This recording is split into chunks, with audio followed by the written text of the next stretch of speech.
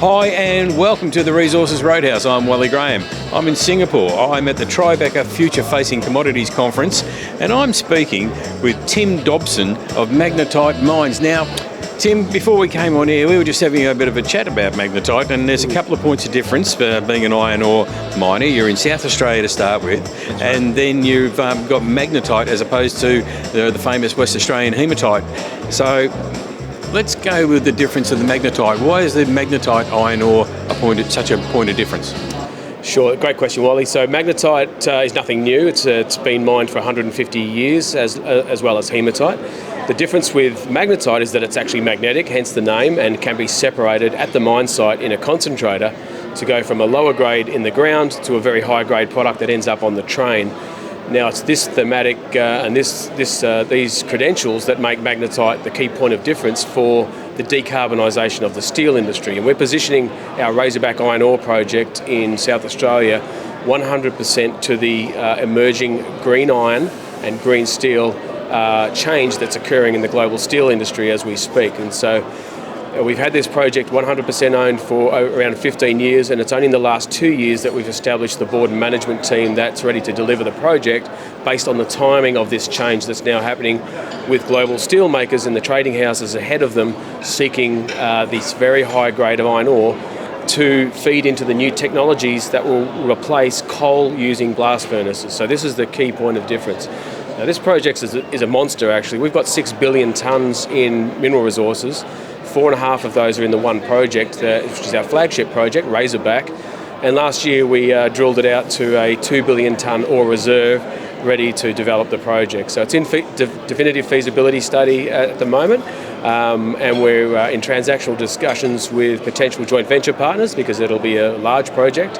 And actually we're extremely excited. We're just seeing now the state government's been on this opportunity for some time in South Australia, and we're just seeing now the federal government emerging with policies and strategies and offices and resources to support an opportunity for Australia taking advantage of its renewable energy position to create this green iron product and sell it into the export markets into Southeast Asian steel mills. So very exciting. Well, you've done very, very well there, Tim, because you've answered a lot of questions, preempted a lot of questions as we went, so well done you. Okay, the Razorback project as it is, you were saying about the tonnage and the size of it and all that. What else? Is there any sort of future exploration work going on around there, or are you just mining it? You must be like looking at expansion of the resource. Great question. We've got 110 kilometres of strike length, and our Razorback project covers around 12 to 14 kilometres of that. As I mentioned, we've already got a massive resource that would support actually a 90-year mine life already. What we've drilled out on a 5 million tonne per annum output, which is our stage 1 output production scenario that we've configured the project for. So we don't need to do more drilling. But what we are doing now is attracting the attention and then hopefully the capital after that will come to actually bring this project to life. It needs a fair bit of infrastructure, but what it actually is the foundation for a green iron industry, and this is where the government's suddenly seeing the opportunity for jobs and for economic growth. We'll see royalties from coal out of Australia start to deteriorate. It's already happening, of course, thermal coal and then metallurgical coal, and lower grades of iron ore will drop off over the coming years. And the Australian government's seeing how we're going to replace those royalties. Well, magnetite provides a golden opportunity for that. And what we're seeing is with regional steel makers from North Asia in particular, Japan, Taiwan, Korea, and of course China, are now searching for these products, which are actually quite rare globally in the market. So that's how we've positioned the project.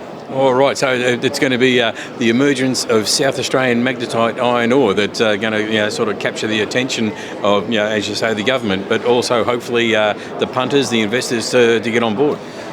That's a good point. I presented here at the conference 2 days ago, and a key point to the investor audience was that we're actually only a $26 million market cap, under the radar company at the moment, sitting on 6 billion tonne resource with decades and decades of mine life ahead. We're about to attract and secure joint venture partners and also the support of government, both state and federal level. So we're not going to be a 26 market cap for very long, put it that way. So that's why we're here presenting to investors at the moment. All right, Tim. Now, thanks very much for your time. I appreciate that. It's a very interesting story, one I didn't know about. So it's all very educational for me as well. So keep in touch. We'd like to bring more news to our viewers here at the Roadhouse. But until next time, thanks a lot. Bye. Cheers.